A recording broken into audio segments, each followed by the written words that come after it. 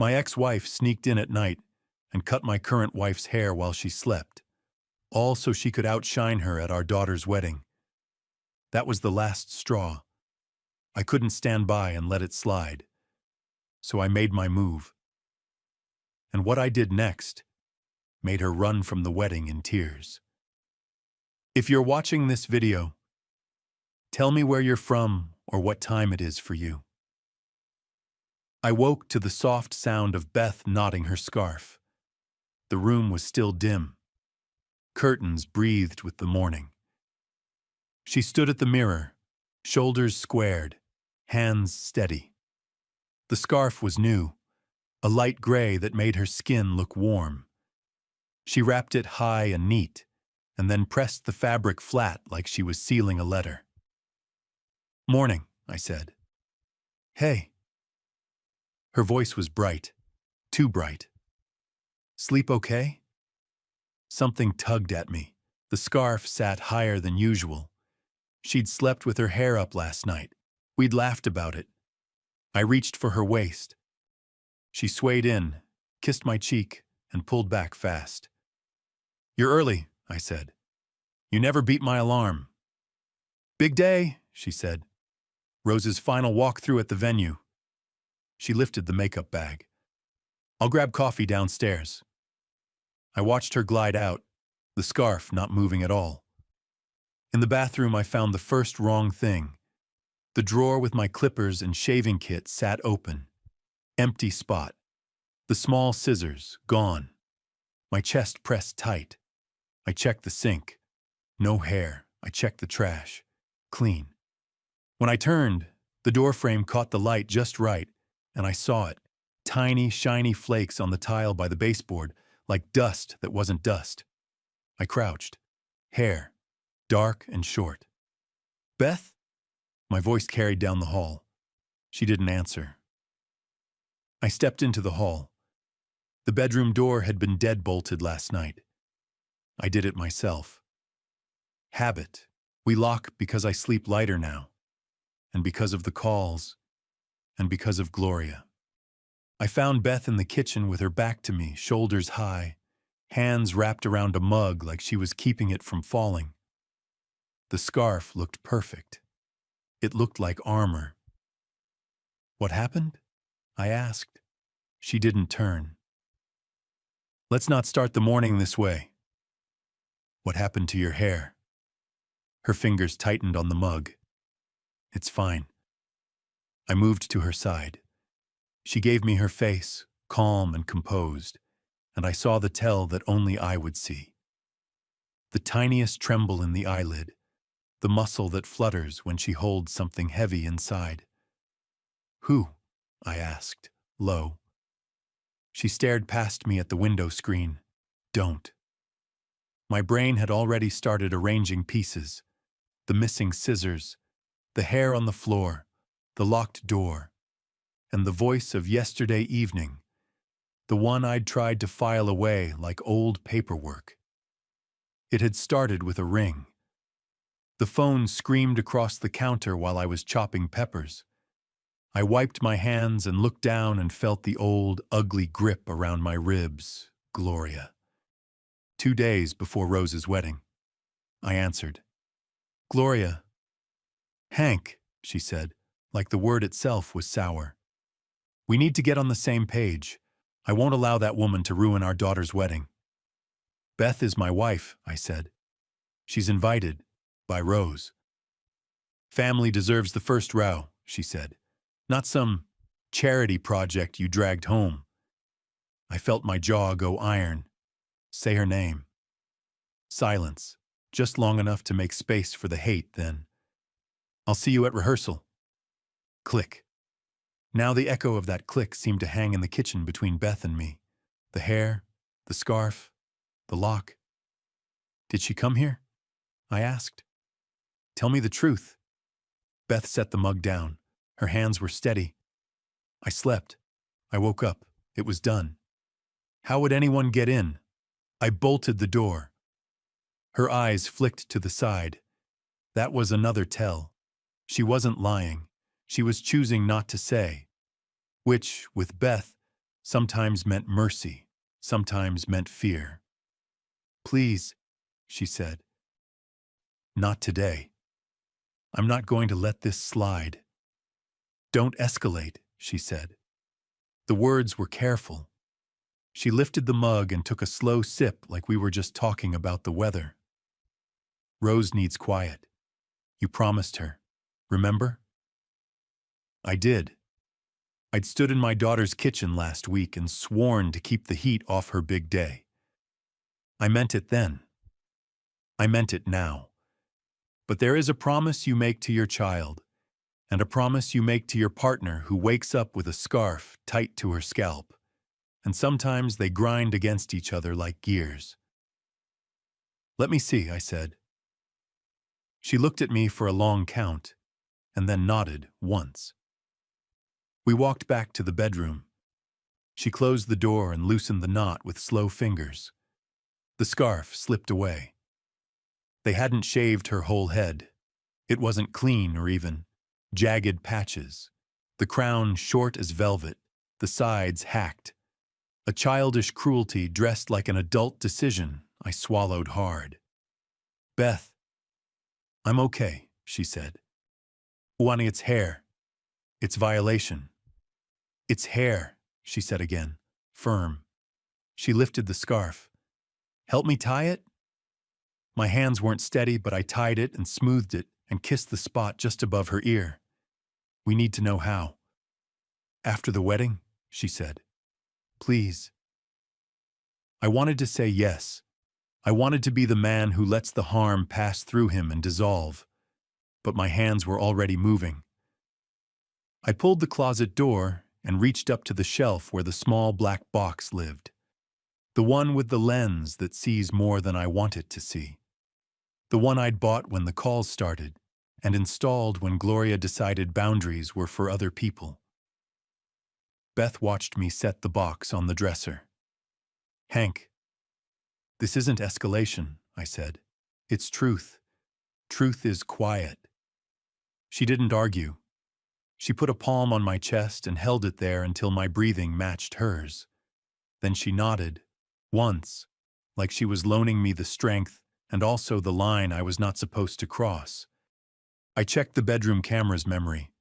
The indicator gave me last night's slice. I grabbed the hallway unit from the shoe cabinet and snapped it back into its mount. I'd pulled it down last week to swap cards. I cursed myself for letting it sit on the bench. We did a slow lap. Bedroom, hall, front door. The deadbolt showed no scuffs. The jamb was clean. The kitchen window lock was in place. The back door had the extra chain. I tried the keys we keep on a hook. One was missing. Not ours. An extra I'd made for Rose when she used to drop by to borrow cookbooks. We'd given it back to her when she moved. She must have returned it one holiday and I'd forgotten, or...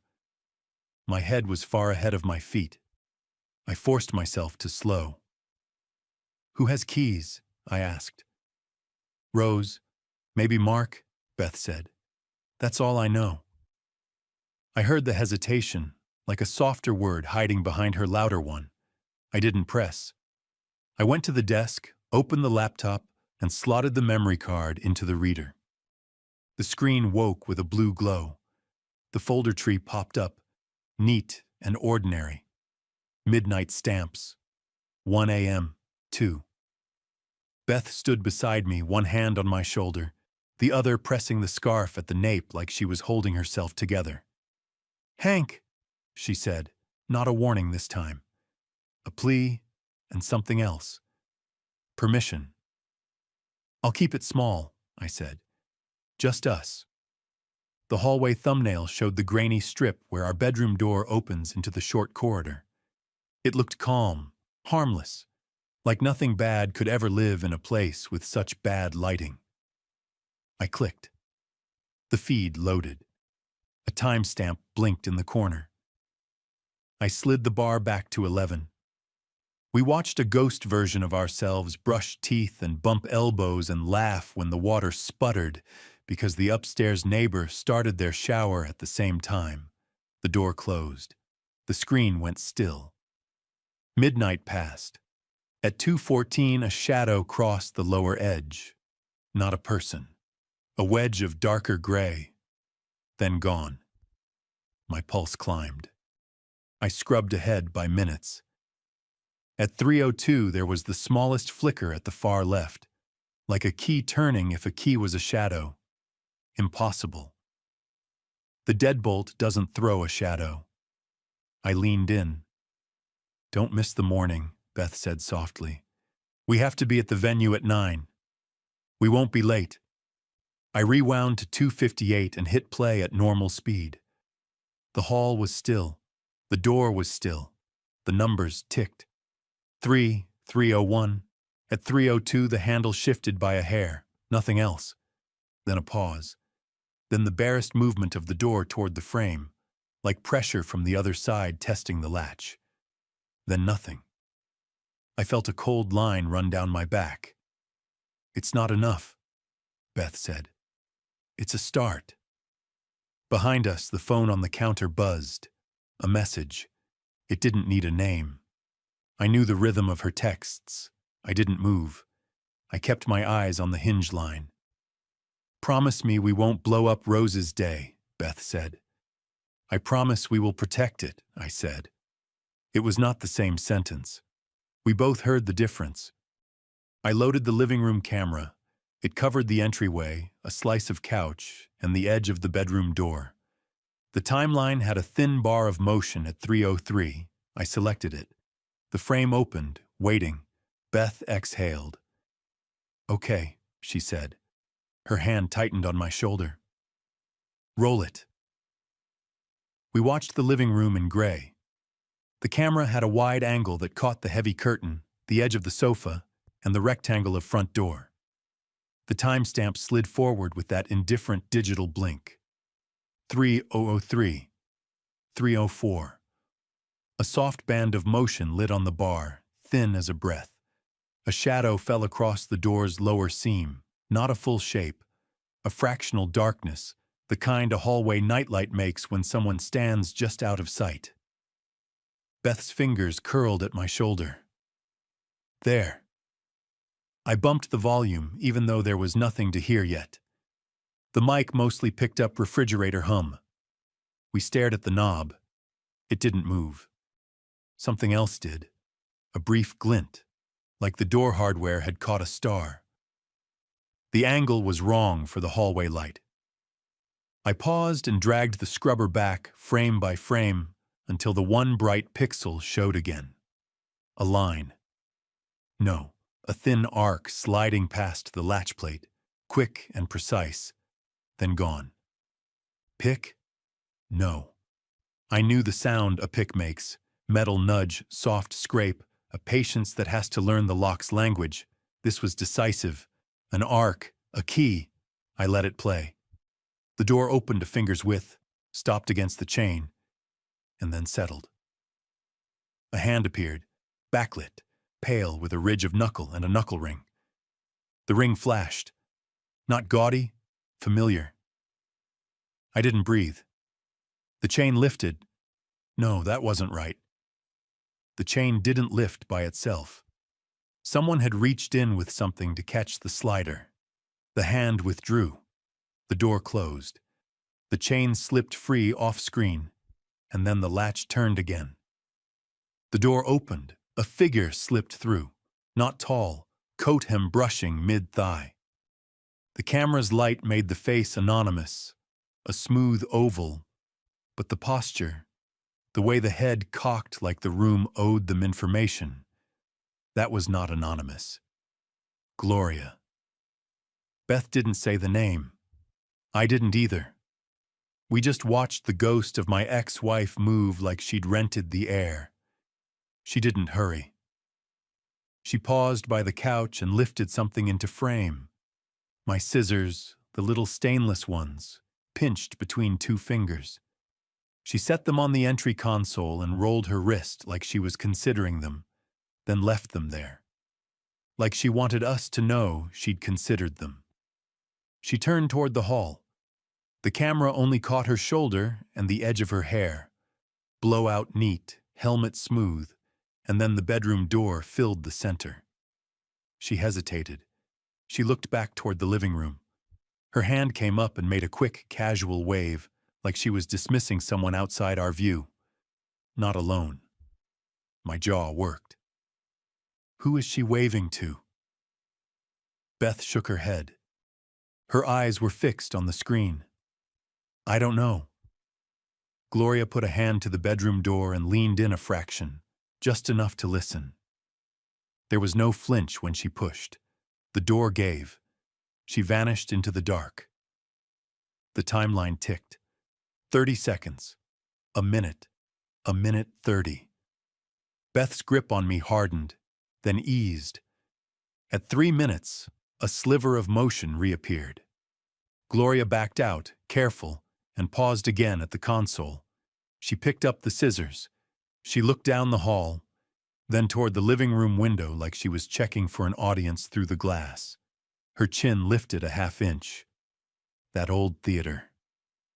She slid the scissors into her coat, smoothed the front like she'd made a bed, and walked out. The door closed with almost no sound. The latch kissed the strike. She did not re-engage the chain. The screen stilled. The timestamp rolled forward into quiet. Beth let out a small breath. It was the kind you only hear from someone who has been holding a very heavy thing to keep it from falling. She had a key, I said, and a tool for the chain. She always liked tools, Beth said softly. That's how she thinks love works. We didn't stay in the gray. We showered, dressed, and drove to the venue with the card still warm in my pocket. The car's cabin felt too clean, too polite for what I carried. Outside, the city peeled itself into morning. Bakery doors propped with milk crates. A bus grinding its way into the day. The sky a pale sheet stretched tight. Rose met us at the side entrance in flats and a big cardigan, hair in rollers like a crown she hadn't decided to wear yet. She ran to Beth first, arms wide, careful around the scarf without making it obvious she was being careful. That was my daughter's best trick, gentleness that never called itself out. You look beautiful, she said, and she meant Beth's face, and maybe the strength under it too. Beth smiled. And your turn. They looked at each other for a second longer than a second. Then Rose glanced at me and saw something. Her mouth narrowed. Dad?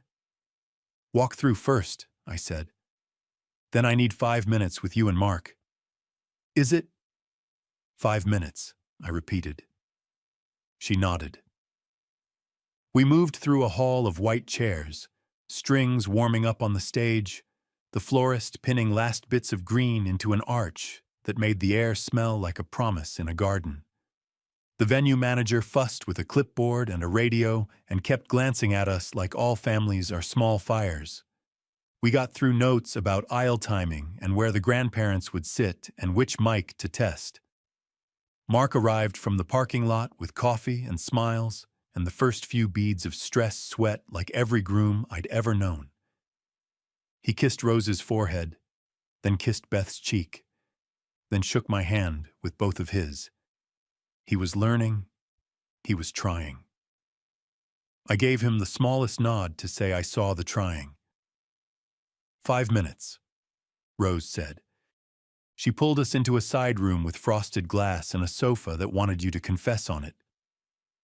The door clicked. Mark looked at me like he'd practiced looking brave, and this was him using it. I put the laptop on the table and slotted the card. What I'm about to show you is not to blow up your day, I said. It's to protect it. Okay, Mark said, because he's smart. Beth stood by the door, one palm on it like she could keep the world out with skin. I cued the clip to the 30-second mark where the arc of metal flashed. I didn't narrate. I let the room learn the shape by itself. Rose watched with her whole face. No flinching, no noise. Her lips pressed white at the chain trick. When Gloria waved at someone off frame, Rose's head tilted. My move, not hers, and her throat tightened once. By the time Gloria was smoothing her coat and leaving, Rose had her fingers on her own jaw, pushing back a tremble we both recognized. When it ended, Mark looked around like the air might answer. "Huh, that's your mom," he said to Rose, the words measured, like he wanted them to be a question and also already knew they weren't. Rose swallowed. "That's my mother." "Do we know who she waved to?" I asked. "I don't," Rose said. "Door chain?" Mark asked. "Bypassed," I said. "Tool." Rose's eyes went to Beth. "Are you okay?" Beth nodded once. "Yes." "And you," Rose said to me. What are you going to do?" "I'm going to set a boundary," I said. "And I'm going to keep this small. No announcements, no dramatics, if I can help it." Rose let out a sharp little laugh that wasn't laughter. "Mom doesn't do small." "She will today," I said, and I meant it like a promise to both of them. We sat in that quiet for a count. Then the door opened without a knock. Gloria stepped in like she'd been invited. She wore a cream coat with a belt and a smile that was for strangers, not us. "There you are," she said to Rose. "I need 2 minutes about seating because there's a mix-up and the ushers don't understand who goes where." Rose's face blanked. The roller crown didn't move. Mark put his coffee down with care. Gloria didn't look at Beth. She didn't look at me. She only looked at Rose, like the rest of us were stagehands. "Out," I said. Gloria's eyes slid to me. "Good morning to you, too." "Out," I said again, quiet. "Henry," she said in a voice she saved for when she wanted to sound civilized. "We all want what's best for Ruth's day. If your guest could be sensitive to the optics." "She's my wife," I said. Gloria's smile didn't break. "Of course. And optics are my point. We can seat her in the second row on the aisle and everyone can see her. Graciousness in attending. But family." Rose stood. "Mom." Gloria turned, relief on her face like she'd been waiting for backup. "Sweetheart, the ushers." "Did you go to Dad's apartment last night?" Rose asked. Gloria's mouth wavered and then found the shape of a scoff. What a question. I was at home. "Alone?" Gloria lifted her chin. "I don't account to you for my evenings." I tapped the space bar. The clip started again. The flash, the key, the chain trick, the wave. Gloria watched herself enter a life that wasn't hers. And in the slow wash of gray, her face did something I'd never seen it do. It emptied. Not of guilt, of calculation. She was looking for exits. "That's not," she began. "Mom." Rose's voice was steady. "What did you do?" Gloria glanced at Beth for the first time. Not at her face, at the scarf. The tiny twitch at her lip betrayed disgust she hadn't planned to show. Then she arranged herself again. Better. "I went to make sure your father wasn't—" She flicked a hand, searching for a word that would make her the caretaker. "Compromised." "With what?" I asked. She ignored me. "I wanted to avoid a scene today. I went to be practical." "Practical," Rose repeated. "By breaking into his home and shaving his wife's head." Gloria's eyes sharpened. "Don't be melodramatic."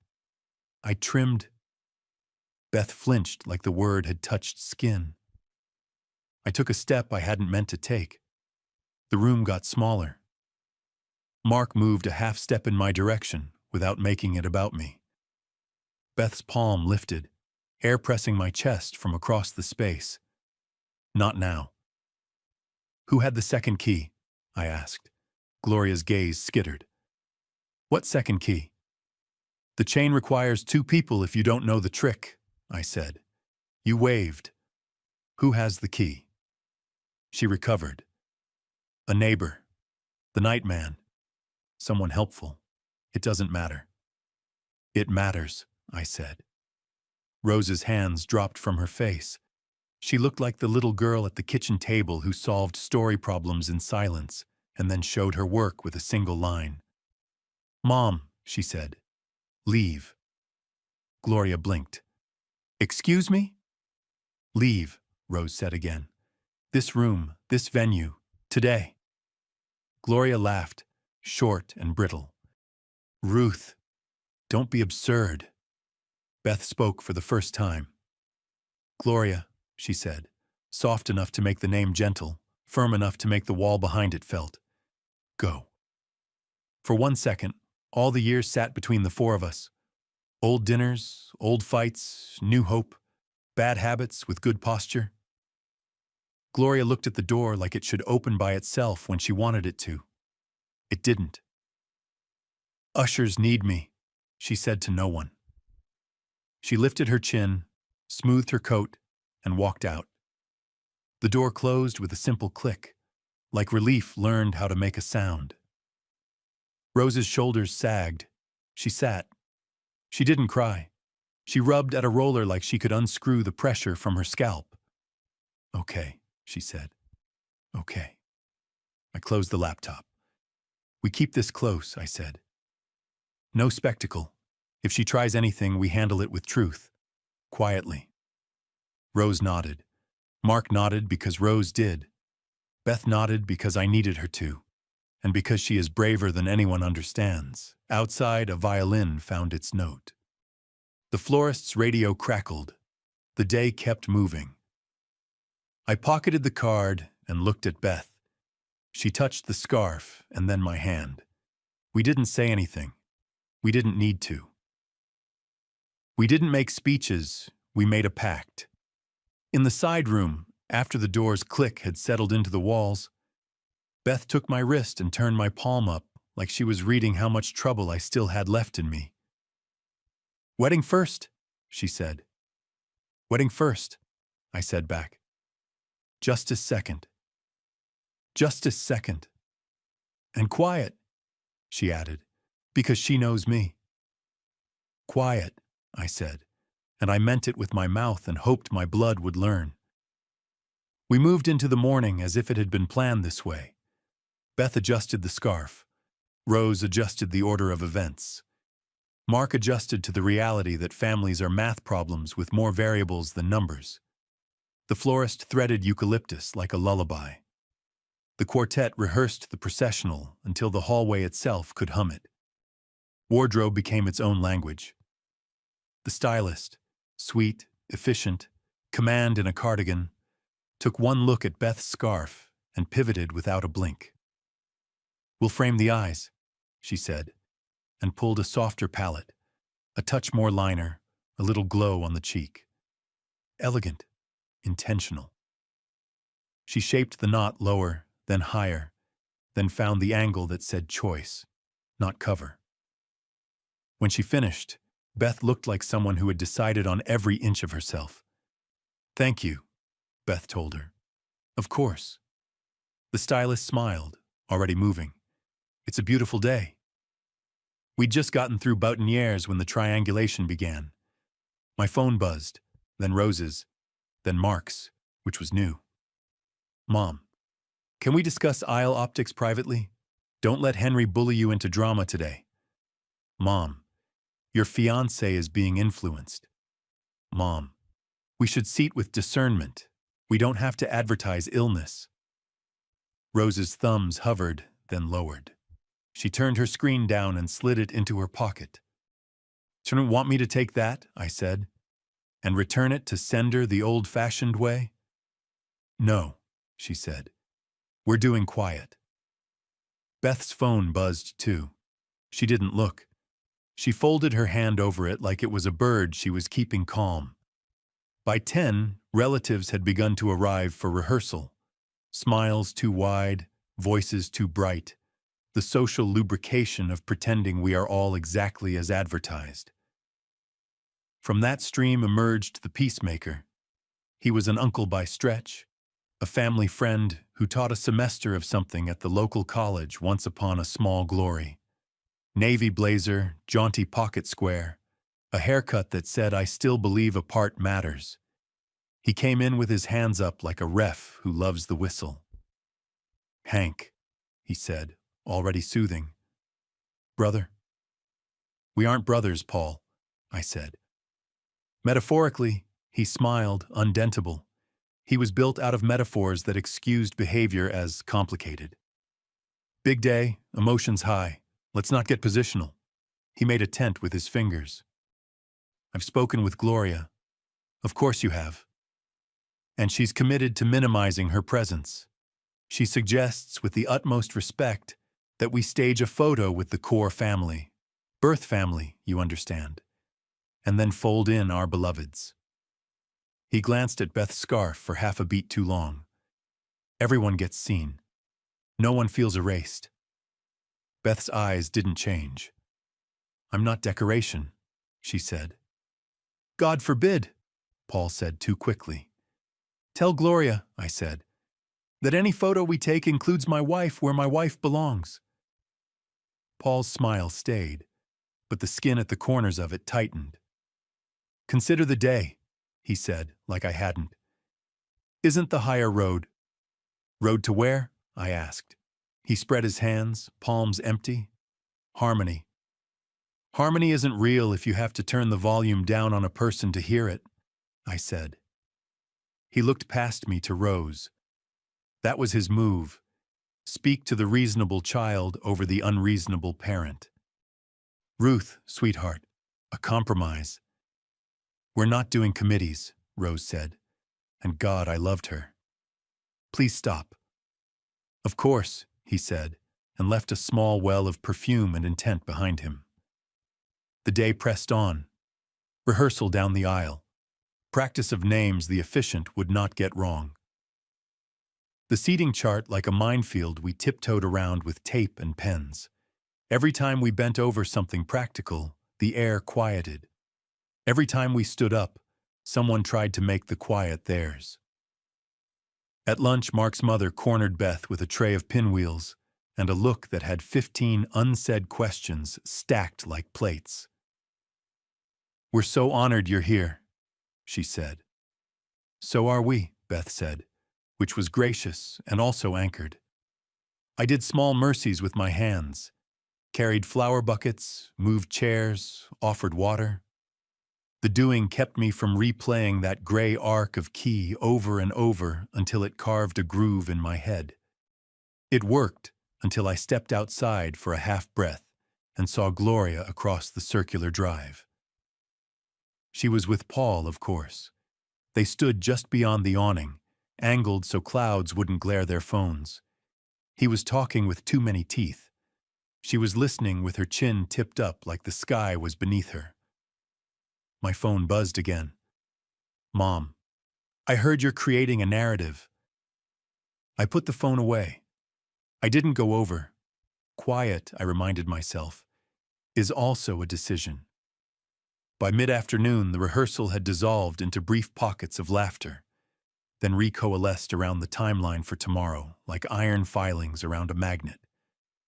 Beth took Rose aside and they practiced the veil, how to lift it, where to hold. When they finished, Rose leaned into Beth's shoulder the way she did at 14, like there was a gravity there that moved the world a little. The scarf didn't read as a story then.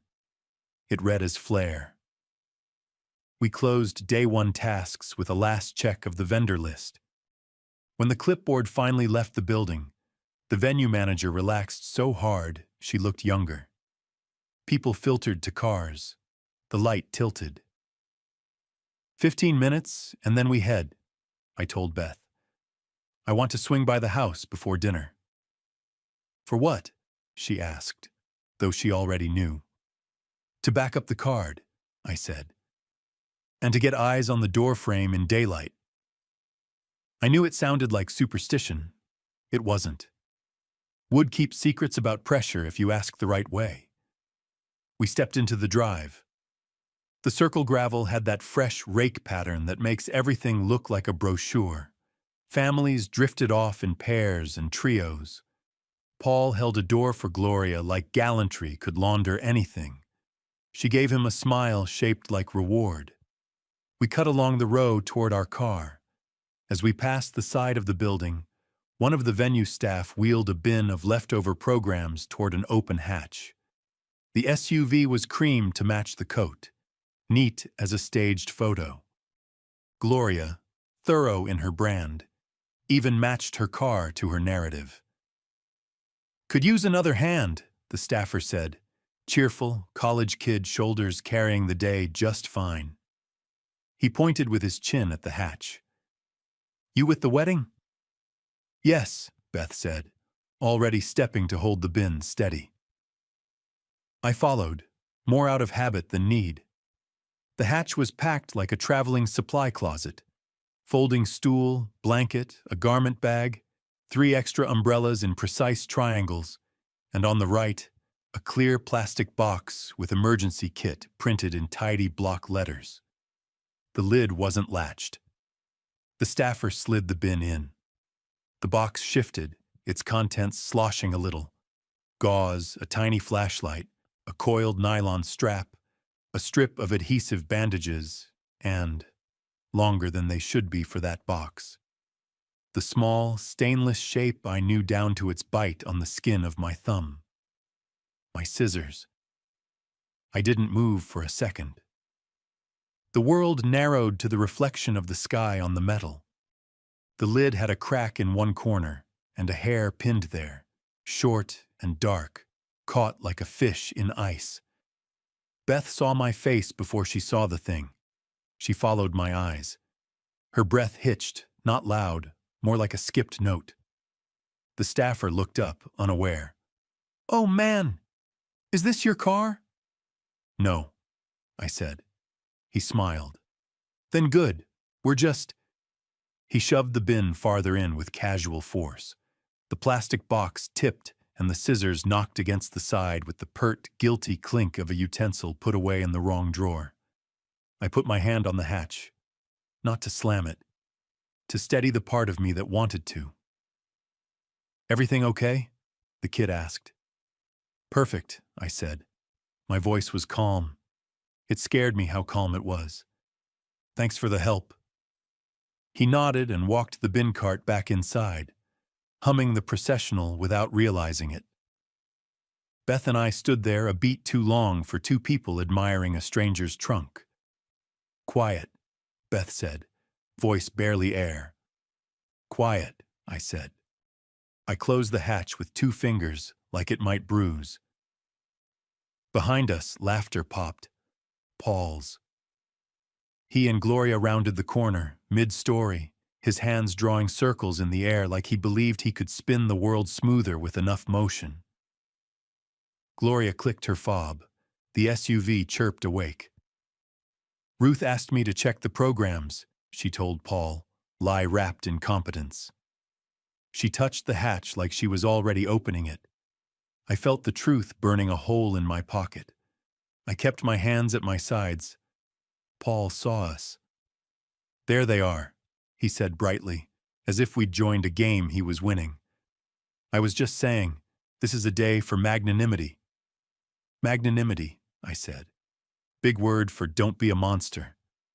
He laughed like I'd made a joke. "You 2 heading out?" "Soon," Beth said, and the softness in her tone did not dilute the steel under it. Gloria lifted the hatch. The box sat in its place like something ordinary. The scissors didn't gleam now. They waited.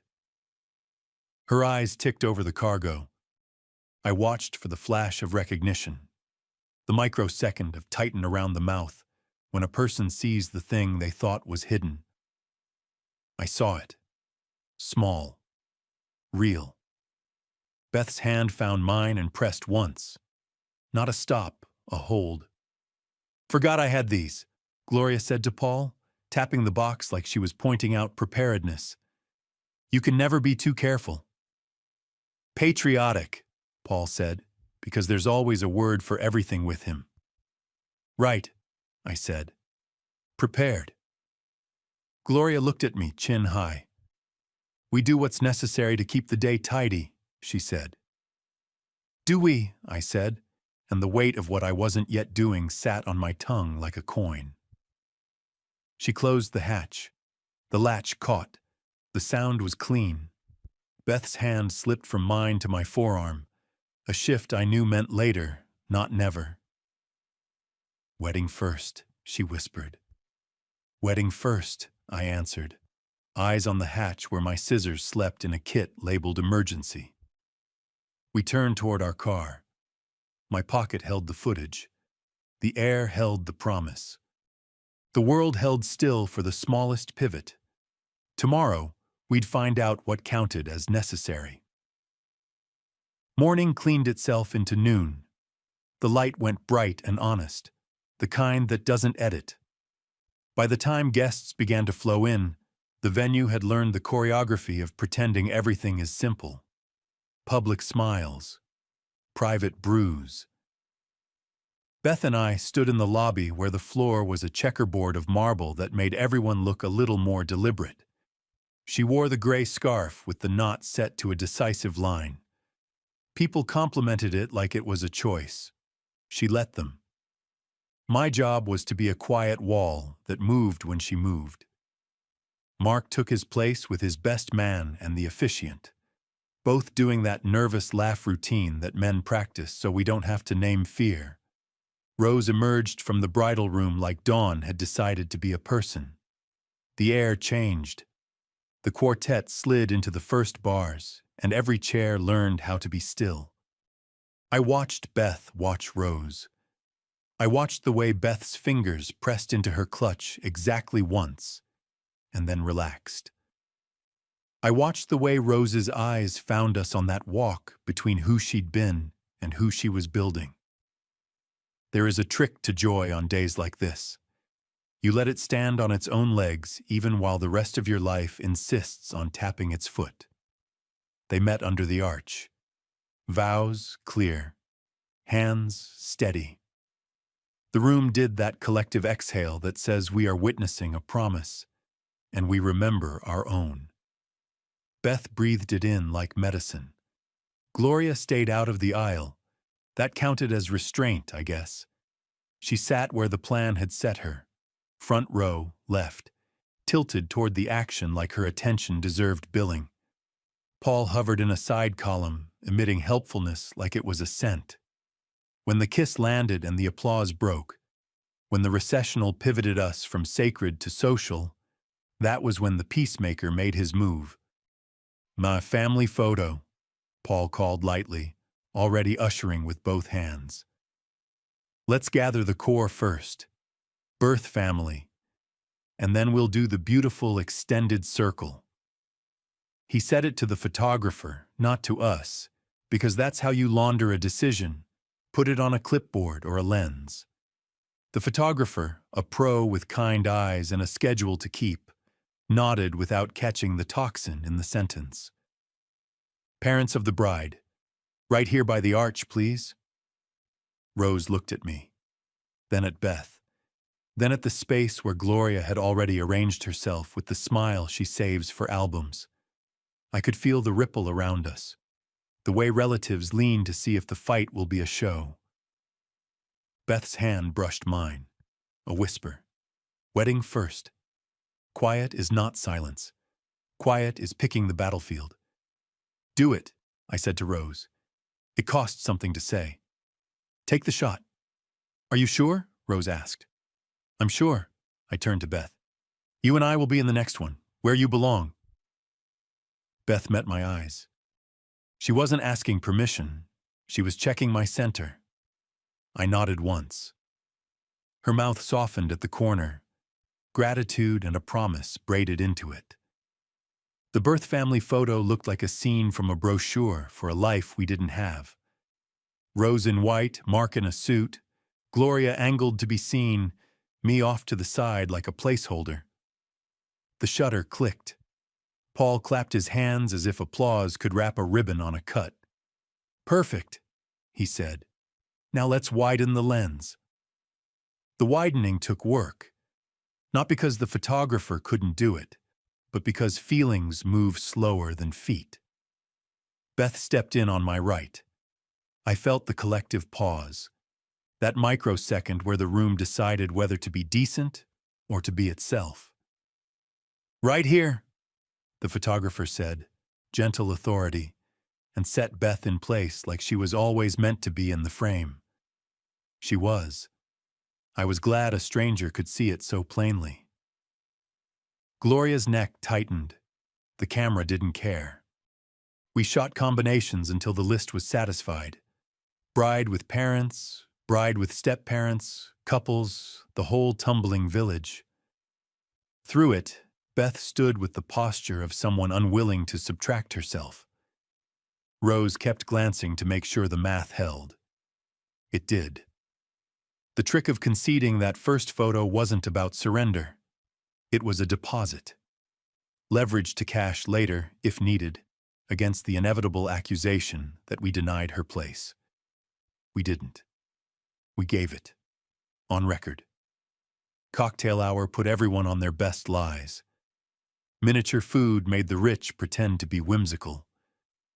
I did rounds with Beth, taking the hands that came our way, receiving the compliments on the scarf and the dress and the weather, like they were all the same size. People are generous on days like this. Even their gossip softens its edges. "Henry, you're glowing," said an aunt who sees what she expects to see. "Reflection," I said, and let it be true. We moved like that until the room relaxed. That was when the orbit brought us, almost accidentally, to Gloria. She stood at the edge of the terrace, posture broadcast up and out, a flute of champagne like a prop.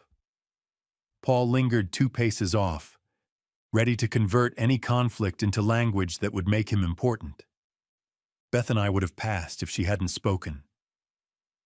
"Beth," Gloria said, bright, like a social host. "The rap is striking." Beth turned to her with a calm that made the air steady. "Thank you." "You're very brave," Gloria said, which is a word people use when they want the credit for your restraint to splash onto them. Beth didn't blink. "I'm here for Rose." "Of course." Gloria's eyes slid to me. "And Henry," she said, with a tiny nod that was meant to feel like civility. "Thank you for not making a scene earlier. I'm relieved you're finally learning." "I've always known where scenes belong," I said. "This isn't one." Her smile dipped at the corner. "Let's keep it that way." "Gloria," Paul said lightly, "circulation." He meant, "Let me ferry you away from the place where truth concentrates." She let him. As she passed Beth, she leaned a fraction toward the scarf like it called to some mean gravity in her. Then she slid off, a boat leaving a wake we refused to ride. We stayed with the good. Mark's grandmother telling a story that looped on itself but landed in a laugh. Rose taking a candid with her college friends, her joy unedited. A baby grabbing a boutonniere and refusing to give it back, as if it were newly discovered currency. The reception call came like a bell. We filed into the hall that had learned how to be a celebration. The band found its footing on something Motown enough to make every age nod. The first dances tracked their prearranged arcs. I took my turn with Rose and felt her heartbeat where our hands met, the quick bird of it, and I told her, without words, that this day was hers and nothing would steal it. Dinner settled the room into rounds of small weather. Toasts lifted it again. Mark's best man kept it clean and specific, like a good joke that likes the people in it. Beth's toast landed like warm bread, simple, close, nourishing. The clink of glasses became a rhythm. I kept scanning, not paranoid, just awake. Where's the heat source? Where's the fuse? The answer stayed respectful until it didn't. It started at the mic check. The venue had a small stage for speeches, soft lights, the kind of PA that makes every voice a little noble. When the coordinator called for any final remarks before we released the dessert, there was a micro-hesitation in the room, the kind that tells you someone has saved a surprise. The bandleader held up a hand like an air traffic controller to keep the noise low. Gloria was already halfway to the stage. Paul rose, then sat, then rose again, like a man deciding whether to stop a train by talking to it. He didn't. He adjusted his pocket square instead. I felt Beth go still beside me. She didn't grab my hand. She didn't have to. Gloria took the mic with the poise of someone who practices speaking into reflections. "I'll be brief," she said, which is how long speeches always begin. "As Ruth's mother, I want to say—" The room had a forked reaction, the part that wanted to be generous and the part that already knew the shape of the harm. The generous part shushed the other one. Of course they did. We were in public. She smiled at Rose like it meant ownership. "How proud I am of the woman you've become. You are grace itself." She looked at Mark, as if he'd been added to the end of a sentence. "And you are lucky." It could have stopped there. It didn't. "We all know families are complicated," she said, and you could feel the temperature change by 2 degrees. "Some people in this room have had a difficult time understanding what belongs where. Today is for the first chapter, not the revisions." The word revision hit the scarf like a thrown stone. It was clean enough to be deniable, sharp enough to cut. I was up before I knew I was up. Not rushing, just standing. The bandleader saw me, the coordinator saw me, half the tables saw me. Beth's fingertips brushed my sleeve, a feather of restraint. "Quiet," it said. "Choose." I chose. I didn't take the stage. I walked to the sound booth at the back, where the tech ran the slides and the mics and the feed to the side screens. He looked 19 and competent. The best combination. "Hi," I said level. "I'm the bride's father. If anyone but the coordinator speaks again, please cut their mic. We're done with surprise speeches." He blinked, nodded, then glanced at his board like it was a friend he could trust. "Thank you," I said, and went back to my table. Gloria finished her remarks, annoyed she hadn't found blood. The coordinator, now awake to the risk, took the mic with a smile that had one more tooth in it than before, and moved us firmly to dessert. Applause made a bridge over the moment. We walked across it. Later, when the room had returned to its planned happiness, when cake had been photographed and eaten, and the kids had formed a small, circular hurricane in the corner, I stepped onto the terrace for air. The city had cooled into a soft glow, and the night pressed its thumb into the day's bruises until they embarrassed themselves and faded. Beth came out a minute later. We stood shoulder to shoulder, quiet, 2 people listening to the same present. A drift of silk whispered behind us. I didn't turn. Beth did, because she is braver than I am about looking a thing in the eye when it's trying to be sly. Gloria. She came alone. No Paul. No audience. That should have been a good sign. It wasn't. "Congratulations," she said to the night. Not to us. It came together. Beth's chin lifted a degree.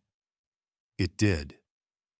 Gloria stepped closer, not enough to be seen from the room, enough to make the privacy look collaborative. She glanced at the scarf, and then at Beth's mouth, and then she leaned in the smallest inch, close enough for breath to be communication. "Tomorrow," she said, voice made of sugar over glass, "we'll discuss where you belong." Beth didn't step back. "I belong where I stand," she said. Gloria's lips found a shape that wanted to be kind and failed. "We'll see." She made it almost a whisper, then let it drop the last inch, the way a person drops a ring into a drain to make a point no one else will hear. Some people just aren't meant to have. "Time for the bouquet toss," the coordinator called from inside, bright as a rescue. Gloria smiled like she'd said nothing at all and went in. Beth stood still, breathing like a runner who'd found the finish line and discovered there was another lap. I touched her back. "We keep it small," I said. "We keep it true," she answered. Inside, Rose laughed as her friends gathered. The band found a new song. The room lifted. The night remembered its job. Behind my ribs, the next move set like a bone. Morning had a hangover of confetti. The house smelled like coffee and flowers that had outlived their job. Beth slept until the sun climbed, a mercy I guarded with the kind of ferocity you reserve for small animals and big truths. I moved quiet. Backed up the card to 2 drives, then mirrored to cloud like a man who's finally learned redundancy is a form of love. Labeled the folders with the plainest names, date hallway, date LR, because drama in file names tempts fate. I wrote a boundary letter, language clean enough to survive daylight and a judge's eyes if it ever had to. Simple sentences, no flourish. You entered my home on shifted date without consent. You used a key and a tool to bypass the chain. You caused bodily harm to my wife. You will not attend private family events without invitation. Return all keys by end of day. Future contact, email only, no unannounced visits. I printed it and sat it on the table like a brick. I emailed a copy to myself and to a folder named After. Beth came out in the gray scarf and a soft sweatshirt and read it without touching it. "Clean," she said. "That's the goal." "Add 1 line," she said. "We are choosing not to involve law enforcement today." Today. I added it. The period at the end looked heavier than the others. Good. Next, I requested the venue's security clip for the reception hours. Just the lobby cams in case anyone tried to rewrite entrances into miracles. The manager, now fully on our side after living through last night's almost speech, sent a link with a note. "Happy to help protect your daughter's day. And yes, she'd cut mics if anyone not on the list tried a stunt again in the future." I also sent a brief note to my therapist. Not grand confessions. An anchor. We held the boundary, we chose quiet. Need language for next step. I'd learned to ask for scripts before I needed them. Improvised calm is fragile. While I was being adult, my heart opened an old drawer. It wasn't a choice. The brain goes where the bruise is. The receipt slid up like a card you never want to see again and somehow always carry. Years ago, when the marriage to Gloria still had a roof you could stand under if you didn't look too hard at the holes, I found a slip of paper in a coat pocket that wasn't mine. Not hidden, just lodged.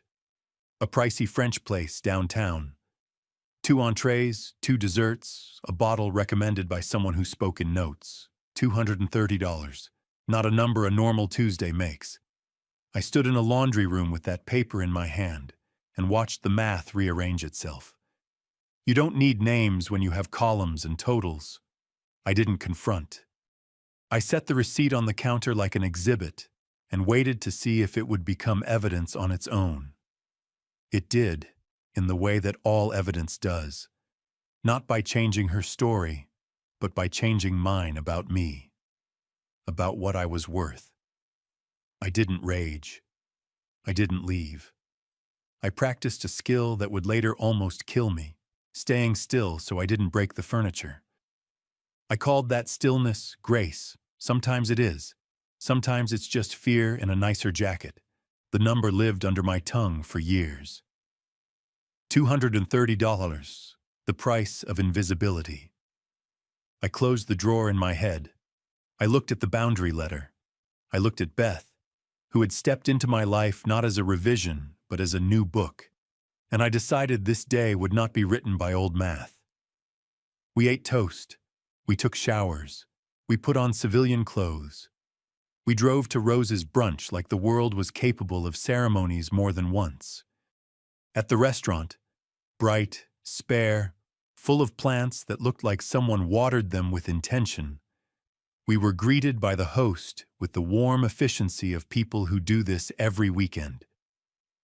The private room had a wall of glass and a long table that made voices bounce back kinder than they were. The kids' table wasn't a table, just a corner with crayons. Good sign. Family gathered like magnets finding each other in a dish. Mark's folks came in with a new ease. My sister hugged Beth too long, and I let her. People told stories that had already been told last night, and we laughed anyway because repetition is how families teach themselves what is true. I felt the shift before I saw it. A draft in the room without a door moving. Gloria arrived first, not late enough to be dramatic, not early enough to be helpful, right on time for control.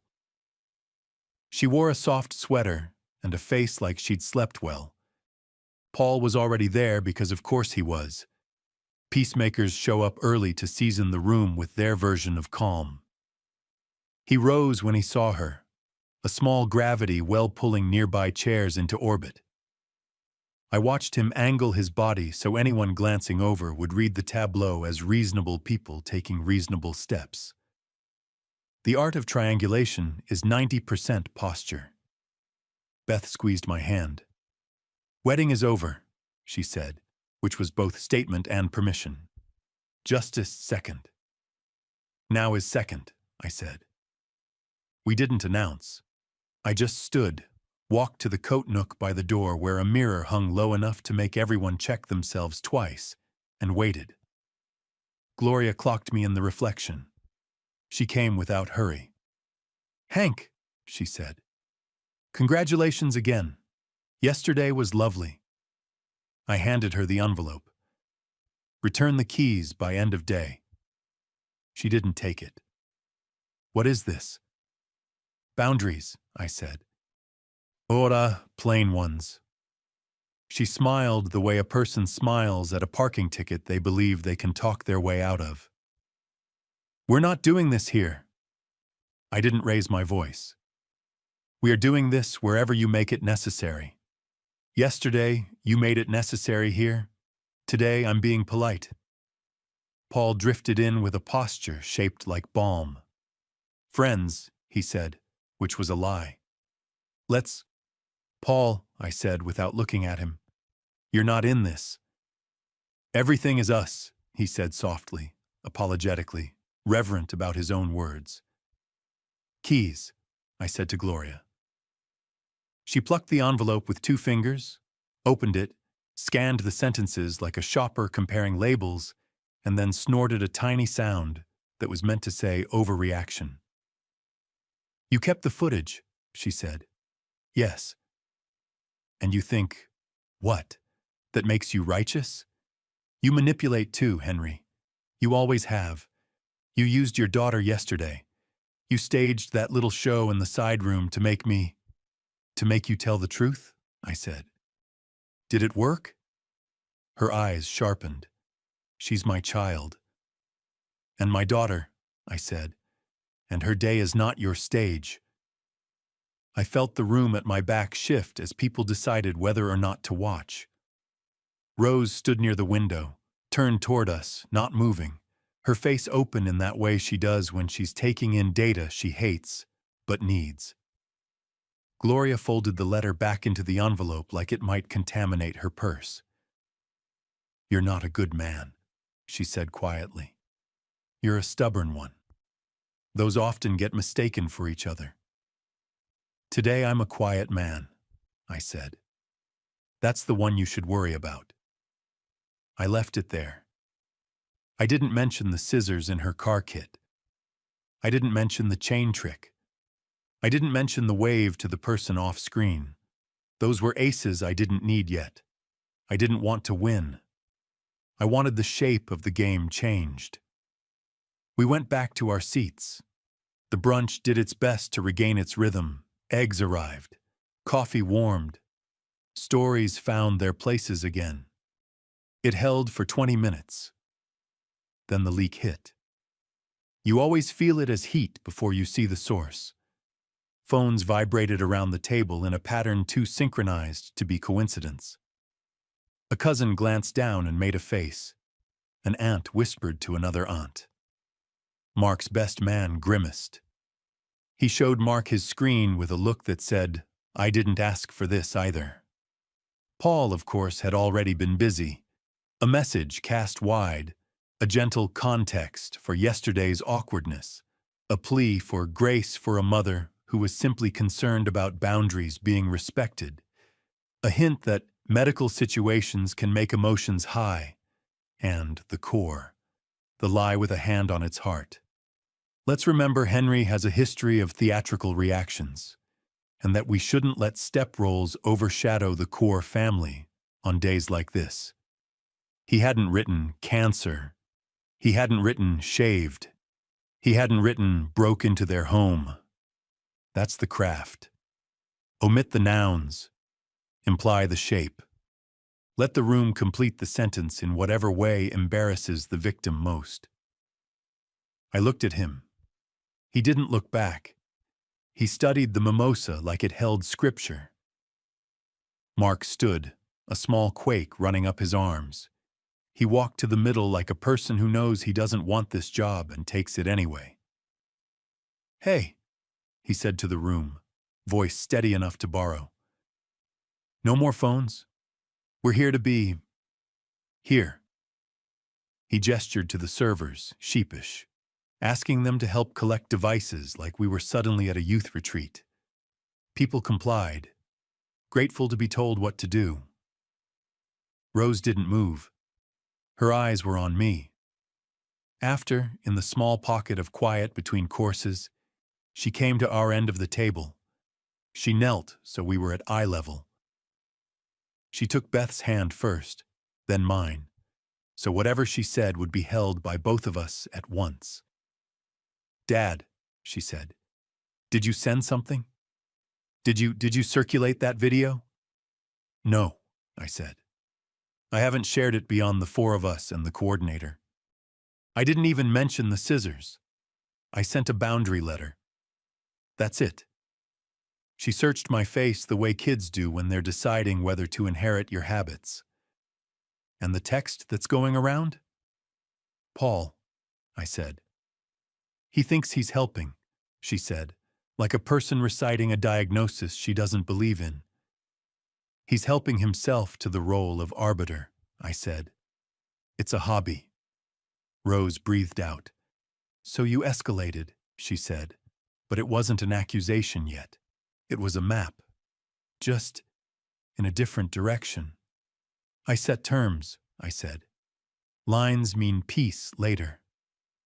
She looked over my shoulder, past Beth, to the window where the plants stood still and perfect, not needing our permission to be alive. When she looked back, the little muscle in her jaw jumped. She'd had that since she was 5 and trying not to tell on a boy who'd pushed her off a swing. "Dad," she said. And it wasn't a whisper, and it wasn't loud. It was an edge. Clean. "Did you just make everything worse?" I didn't answer Rose right away. A father's first impulse is defense. A better one is math. "I made it clearer," I said. "Not worse. Clarity feels like heat at first." She held my eyes a second longer, then nodded once. "Conditional trust, on probation." "Keep it small," she said. "Please." "Small," I said. The plan clicked into place like a well-cut key. Invert the evidence. Gloria and Paul had tried to make generosity look like intrusion. Fine. I would make their revision look like what it was by laying two artifacts side by side. The birth family photo I'd conceded, and the 30 seconds of hallway truth. Not blasted, targeted. Two households only. Mark's parents, who actually move gravity in this family, and my sister, who acts as a circuit breaker when the cousins start to hum. No speeches, no editorial. Show the deposit we'd made, then the debt they incurred. Let reasonable people update themselves. I started with Mark's parents on a bench by the window while servers reset coffee. I need to show you something in the interest of protecting your son's day, I said. 2 images. Then I'll shut up. They are good people, the practical kind. They watched the screen like they were reading a manual they'd need to use. The birth family photo first. Gloria front left, Rose glowing, me outside the edge, Beth waiting with her hands folded graceful as a held note. I didn't explain it. I let them feel the courtesy. Then the hallway clip. Key flash, chain trick. The wave to the helper off screen. Their faces didn't twist. They sharpened. Respect, when it breaks, doesn't make noise. It just stops holding weight. I'd appreciate no discussion in the room, I said. Just awareness. If there's spin, it dies here. Mark's mother swallowed, then reached for my forearm the old way women touch men when they have to say something with their fingertips the words can't carry. "What we understand," she said. "We'll handle our side." "Thank you." My sister took even less time. "Oh, hell no," she said softly into her napkin. Then she looked up and nodded at Beth like a soldier to a soldier. "We're in your pocket." The leak didn't have new oxygen after that. Paul felt the barometric change and drifted into smaller circles, where his metaphors still worked. We finished brunch without more rot. Presents were hugged over. A child insisted on handing every gift personally, like he was customs. It was almost ordinary.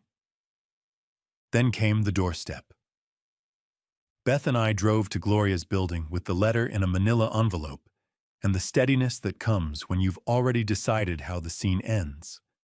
The hallway smelled like varnish and ambition. Her doorbell sang 3 notes like a self-satisfied bird. She opened in house shoes and a fence. "If you think, keys," I said. I handed her the envelope again because repetition is pedagogy. She considered slamming the door for the theater of it. She didn't. She stepped back a fraction. That was her tell. Retreat disguised as poise. Paul was there, of course, like a decorative plant that had learned to speak.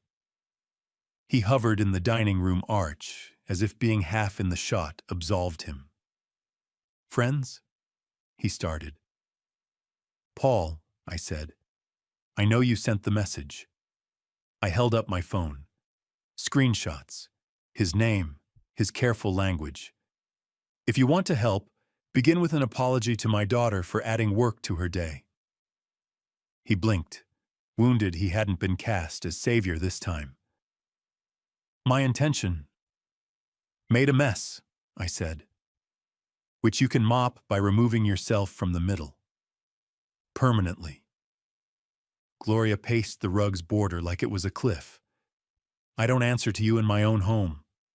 "You answered to my lock," I said. "Today you answer to my boundary. Keys, now." She laughed once, the dry kind. "Suppose I refuse?" "Then I file the police report I haven't filed yet," I said.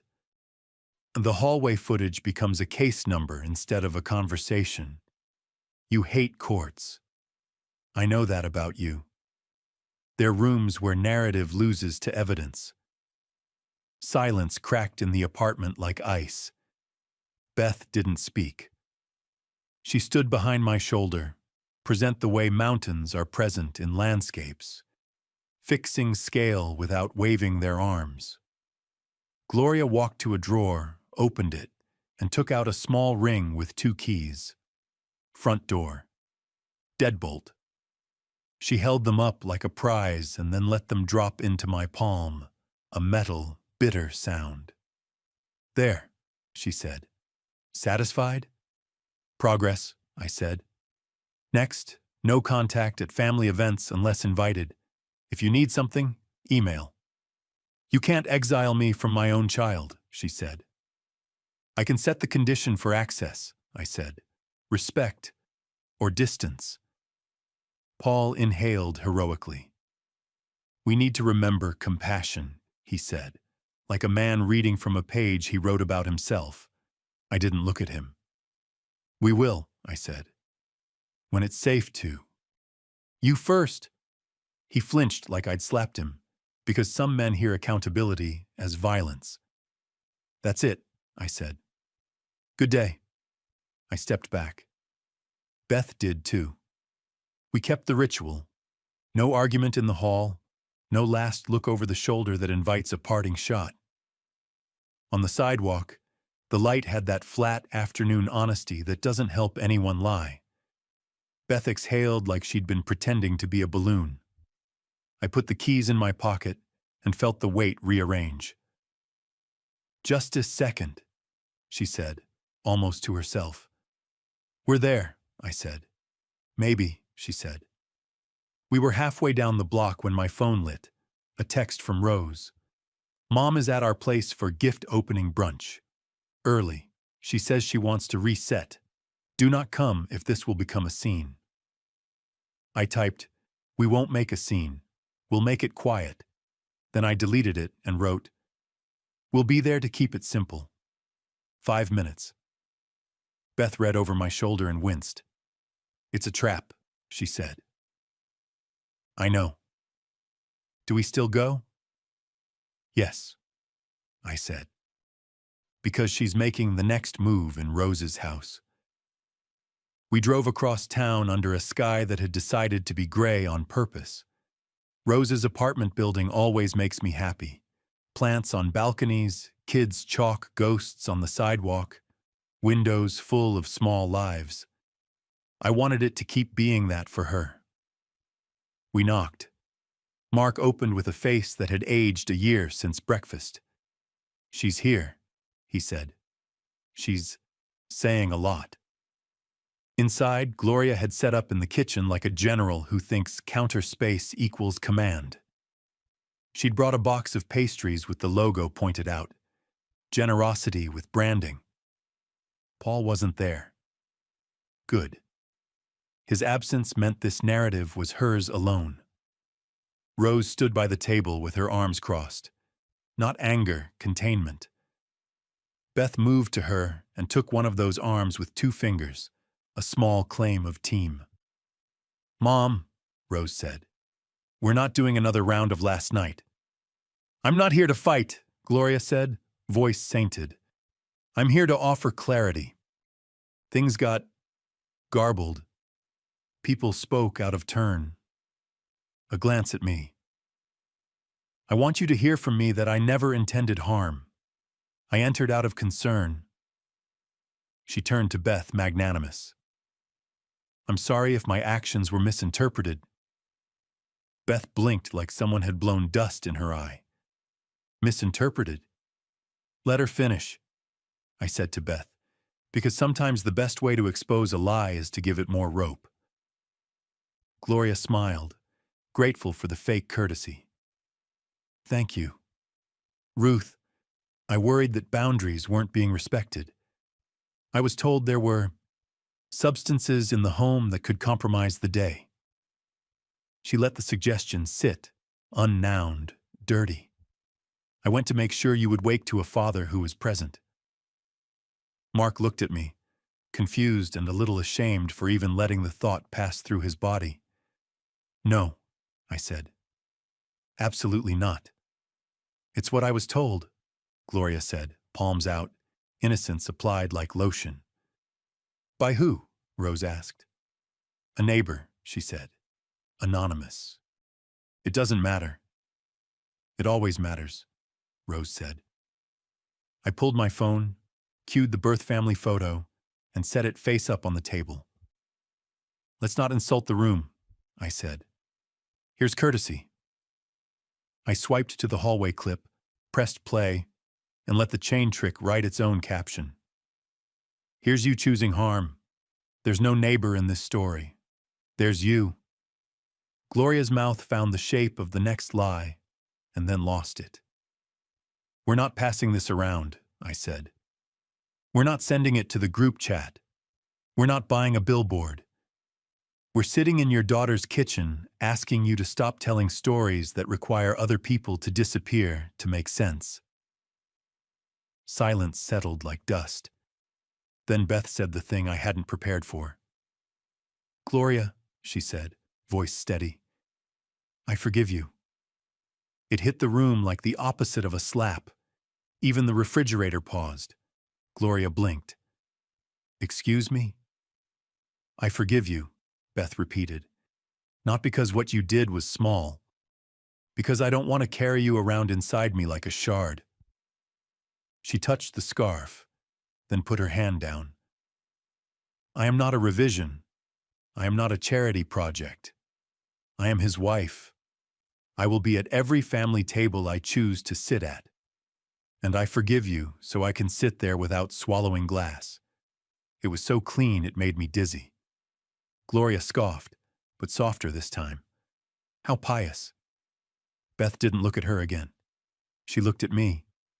"Hank," she said, "I need one thing." I knew what it was, and I hated that I did. "Forgive her," she said. The word tried to rise in me and hit bone. Forgive is not forget. Forgive is not unkey the door or uncut the hair. Forgive is a release of debt I was still itemizing in my head, with neat rows and totals, and a perfectly balanced bottom line that felt like justice.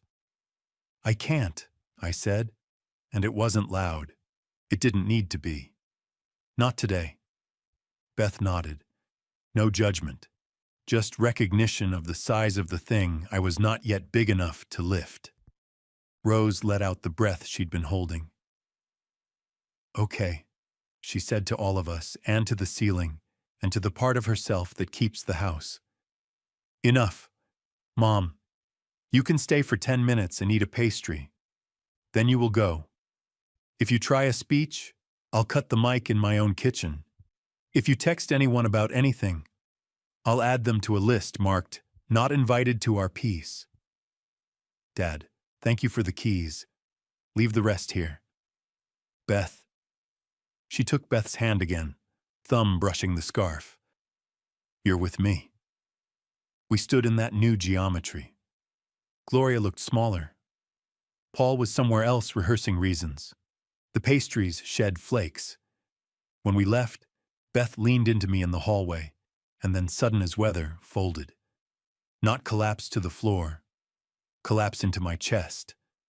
Not pain, overload, like her nervous system had decided the power needed to cut to keep the house from burning. I held her. She wasn't crying. Her breath shuddered once, twice, then leveled. She looked up at me, eyes clear. "Please," she said again. Not a command, a hope. "Find a way." I nodded. The kind you make when you sign a loan you know will stretch you and also build something you want to live inside. "Not today," I said, "but I will try." Down the block, a wind picked up. It moved through the trees and shook the chalk ghosts on the sidewalk until they blurred, then left them, somehow, still themselves. Forgiveness sat between my ribs like a chair I wasn't ready to occupy. The room in me was built for it. The door just wasn't open yet. We spent the afternoon doing small, human things on purpose. Dishes, thank you list triage. Returning the folding garment rack to the hall closet with that soft clatter that says life is fabric and metal and maintenance. Beth rested on the couch with her feet under my thigh, a paperback tented on her chest. Her eyes were open, not reading, breathing like a person warming back up. By evening, The world had reset itself into a calm that looked durable. That's when my phone buzzed. Unknown.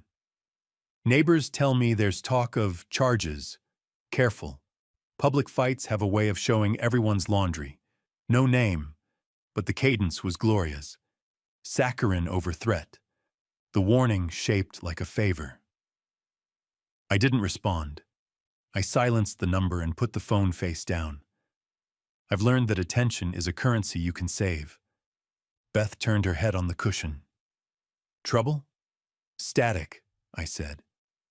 Static becomes storm if you stare at it, she said. I'm staring at you, I said. She smiled without moving her mouth. We ate eggs for dinner because fancy food tires me out after 2 days of it. We put the plates in the sink and left them there. We held the quiet like we'd earned it. At 9, my sister texted a screen capture from the family chat.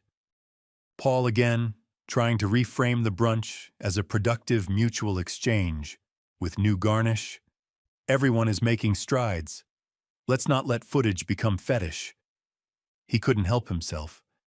When he doesn't have the mic, he builds one out of words. I sent my sister a thumb up and a single line. No more oxygen. She replied with a fire extinguisher emoji and a heart, the modern dialect of loyalty.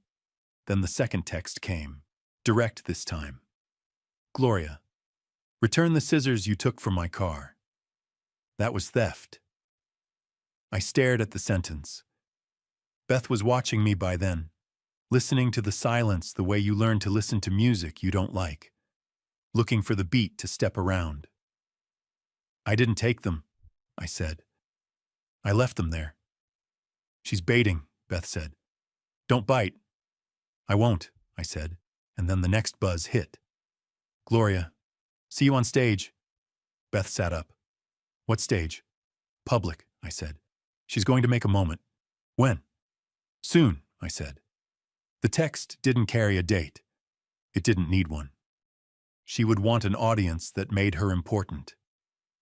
There were 2 options left on the wedding weekend menu. Tonight's after-party in the park and tomorrow's community reception at the church hall. She hates parks. She loves microphones. We went to the park to be sure. A band under a gazebo, fairy lights strung like a decision to be festive, toddlers learning how to be awake at night. No Gloria. For a minute, we danced in a pocket of people we didn't know and liked anyway. Beth's hand found the back of my neck. The scarf became just part of her silhouette. The way a hat becomes part of a person if they wear it like a sentence they believe. On the walk home, I said, double price. She looked at me. Explain your math. I can end this in a way that burns clean and leaves ash, I said. Public truth, hard boundary, social fallout all at once. It would feel good. It would cost Rose. And the other price? She asked. I do it smaller, I said. Targeted proof, quiet doorsteps, no spectacle. I surrender my win in the room for peace in her house. It costs me something I want. Beth nodded. Which one makes you like the father you want to be when you're 80? The second, I said. Then that one, she said. I made 2 calls before bed. One to the church hall coordinator, the kind of sensible woman who shepherds casseroles and remarks and knows how to cut microphones without making it a power trip. I explained only enough. There may be a surprise speech tomorrow, I said. Could you limit the mic to the program? Of course, she said. And if someone insists? You can say the father of the bride asked for help keeping the focus where it belongs, I said. On the couple. That makes my job easy, she said, relief softening her voice. People in charge like simple lines. The second call was to Mark. I don't like going around my daughter. I also don't love putting her back in the middle. I split the difference. If anything weird happens tomorrow, I said, I'll move first to make it unweird. But if I have to move, I'll be surgical. 30 seconds, not 30 minutes. Thank you, he said. He sounded like a man who had found the bottom of a pool and pushed off. I slept. Dreamless, which is its own mercy. Morning arrived with church basement coffee and the smell of sheet cake. The hall looked like every hall. Folding tables, a banner the color of optimism, kids running diagonals through adults who've forgotten how. The stage was a riser that thought highly of itself. The mic sat in a stand like a loaded idea. We did greetings, we did crumbs, we did hugs. The receiving line became a polite river. The program was short. Blessing, thank yous, one story from Mark's father about a broken alternator and how Rose had turned a breakdown into a picnic because she'd packed snacks. My favorite things about my kid are the ones that don't look like me. Then, without being on the program, without being asked, Gloria stood. She didn't head to the mic. She understood the coordinator's posture and went clever instead.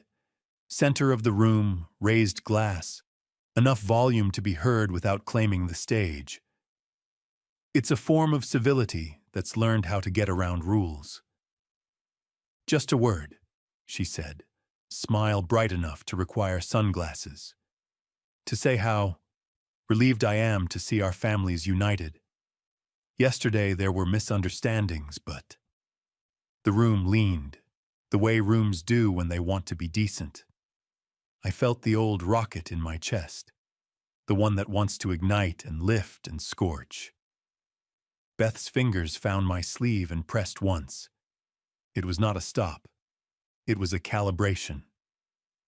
I crossed to the coordinator, who was already moving toward the board like a shortstop. 30 seconds, I said, and then I'll hand it back to you. If I run long, cut me. She grinned like I'd just joined her softball team. Deal! I took the mic, not the stage. The middle, same as Gloria. If you're going to counter, mirror the form. Brief, I said, smile small, posture loose, voice calm. I breathed into my belly and found the register my therapist calls teacher in a storm drill. Just a gratitude. For everyone who honored the bride and groom by keeping the focus here. I gestured to Rose and Mark. Heads pivoted. People are eager to look at something beautiful when given permission. And a reminder, I added, the room soft in my hand now, that when a story gets loud, truth is often quiet. We have what we need. We don't need to argue about it here. I let my eyes rest on exactly two people. Not long, not pointed. Paul flinched, though he hadn't stood. Gloria smiled, but it looked like a photograph of a smile taken too late. I handed the mic to the coordinator. She slid seamlessly into cake logistics. The room exhaled, the communal relief of being saved from an awkwardness it didn't sign up for. It was a win that tasted like restraint. It didn't fill me. It nourished something better. After cake, after the older folks said their goodbyes in threes, after the kids built a fort out of coat chairs and laughter, Rose found me by the coffee urns. She leaned against the table, arms loose, eyes so much like mine. It's a wonder we ever argue. Thank you, she said. For what? For not winning, she said. Not the way you could have. I shrugged. Maybe I'm practicing for 80. She laughed, quick. Then her face settled back into the new version of itself. I need space for a bit. Not because I'm mad. Because my head is full, and I don't want to let anyone else's noise in while I sort. You too. It landed like a fair tax. How long? I asked, because precision helps me behave. A week, she said. Unless I need to, I'll text. No drop-ins, no strategy updates. I nodded. It hurt more than I wanted it to. It also felt righteous. And I have promised myself to like my daughter's boundaries, even when they edit me. Okay, I said. A week. She hugged me, quick and clean, and then went to help a great uncle find his coat like a woman running a small country.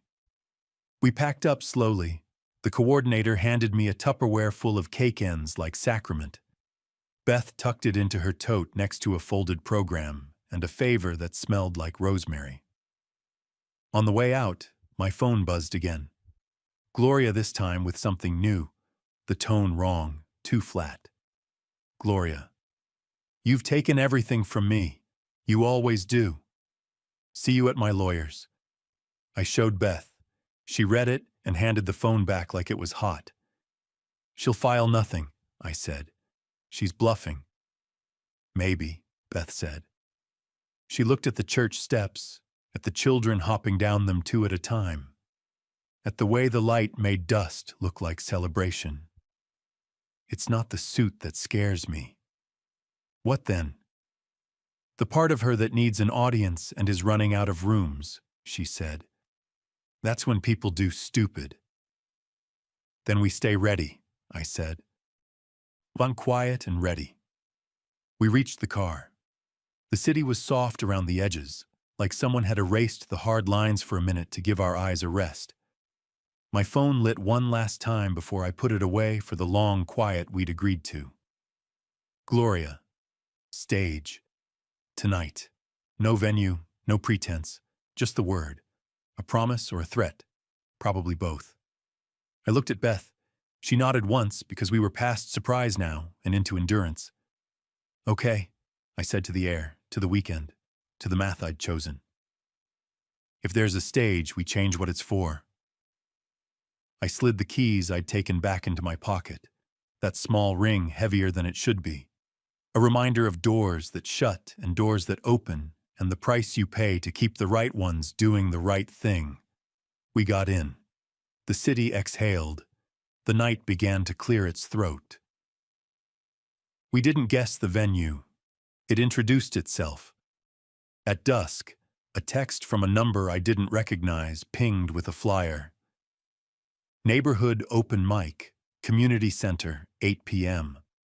The graphic had clip art stars and a microphone with a cord that spelled together. It was the kind of earnest that makes you forgive typos. Beth looked at the phone and then at me. Stage, she said. Stage, I agreed. We walked. The sky had the color of late peaches, the streetlights thinking about their job. The community center is a gym in a cardigan, polite bulletin boards, a rack of donated novels, a vending machine that believes in trail mix. The multi-purpose room had folding chairs and a pull-down screen and a lectern that had seen more bake sale totals than declarations of love. Half the neighborhood had come out. Choir folks, teens with notebooks, a woman with a ukulele, two dads wrangling toddlers like small weather systems.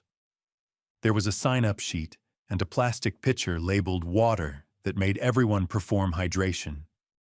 Gloria was in the second row, cream sweater, posture tuned to C major.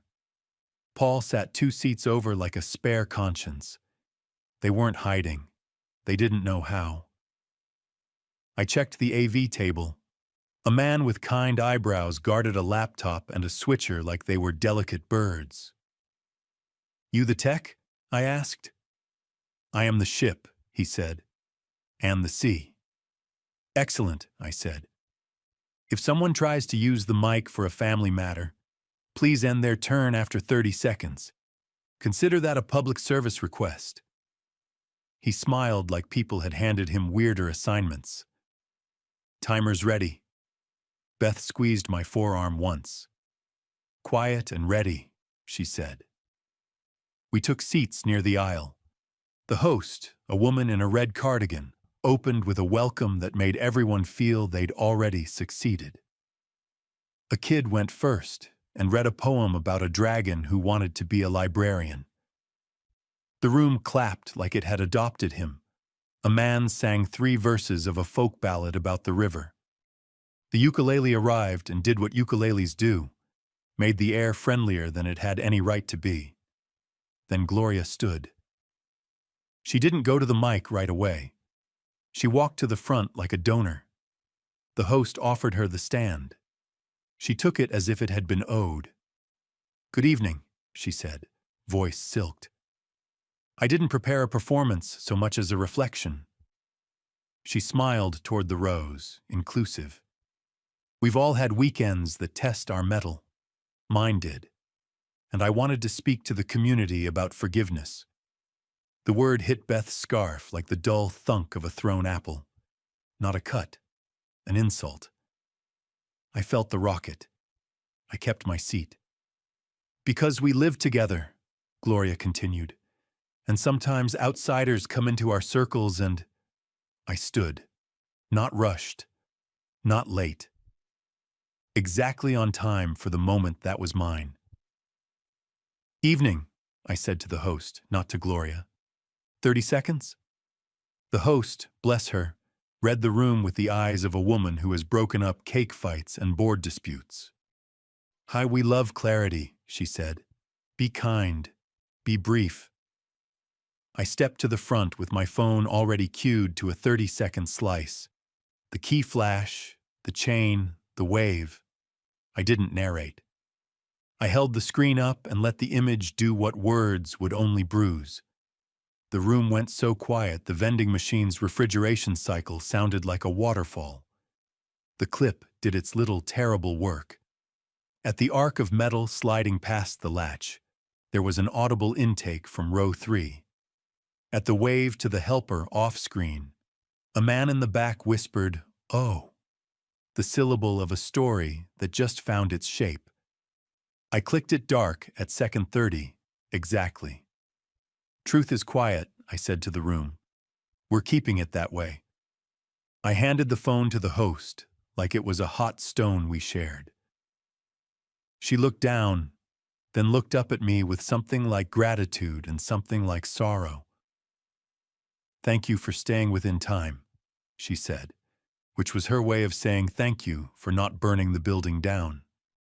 Gloria's smile had only moved a millimeter, but its edges had learned about gravity. "That was a violation of privacy," she said, and the way she said it tried to make the room think privacy meant shame. Beth stood. She didn't go to the mic. She didn't need one. "I forgave you," she said, voice normal volume, body unmoved. "That was for me, not as a receipt for your next purchase." It was the calmest thing I've ever seen. It turned the air into something clean enough to breathe without coughing. Paul cleared his throat, gearing up to manufacture a counterweather. The host put a hand up without looking at him.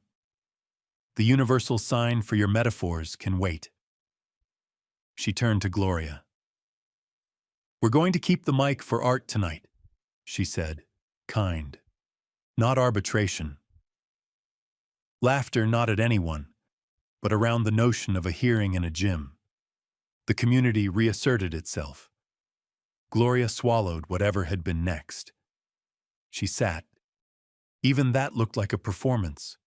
The precise angle of her knee, the way her chin parked itself on its shelf like a trophy. But the room had shifted. The gravity had moved. When she reached for her water, the cup rattled against the table once. People hear that sort of thing without wanting to. The open mic resumed. A teacher read a piece about a kid who drew the same house in every season until it looked like a heartbeat. A teen freestyled a kindness so generous it made 3 adults check their pockets to see if they had enough to deserve it. The ukulele came back for a duet, and the room clapped in rhythm like they'd rehearsed. We stayed for all of it. Leaving in the middle would have made the moment the most important thing that happened tonight. It wasn't. Art was. When the chairs folded and the room remembered it was a gym, we slipped toward the exit. I didn't plan to pass Gloria. The geometry of the crowd arranged it. She reached out a hand toward my sleeve. She didn't touch me. She hovered. "Enjoy your little wins," she said. The voice was flat now, steel without the velvet. "Little is the right size," I said. "Do you think people will still be clapping when the story changes?" she asked. "It already has," I said. "It got small enough to fit inside the right house." Her eyes brimmed with something that wasn't tears. It was rage, learning it had fewer doors. "You'll regret this," she said, reflex more than prophecy. Beth stepped between us, not as shield, as boundary embodied. "Gloria," she said, "go home." Gloria looked at the space Beth made and understood, finally, what kind of door it was. She didn't push through. She backed away, half step, then another, then turned to find Paul's orbit. He came like a comet to a gravity well, hands already moving, words already drafting the memoir of a night that didn't belong to him. Outside, the night had cooled into something you could put your forehead against. We stood on the steps and let our bodies tell our brains we were safe. "You could have run it longer," Beth said after a minute. "The clip." "I could have," I said. "You didn't," she said. Not a question. A fact she approved of. "It was enough," I said. And it was. The room had what it needed. The rest is just calories you can't burn. We walked home through a neighborhood that had returned to its regularly scheduled intimacy. Dogs at leashes remembering who pulls whom. Windows lit like thoughts kept gently. On our block, a kid practiced a trumpet scale until his mother laughed, and the laughter made the wrong notes sound like choices. At our door, I paused and looked at the deadbolt. The way the metal shines a different shine after you've thought too much about its job. I touched the chain, then let it hang loose. I didn't need it tonight. The part of me that wants to bar the world out had been given a sweeter job.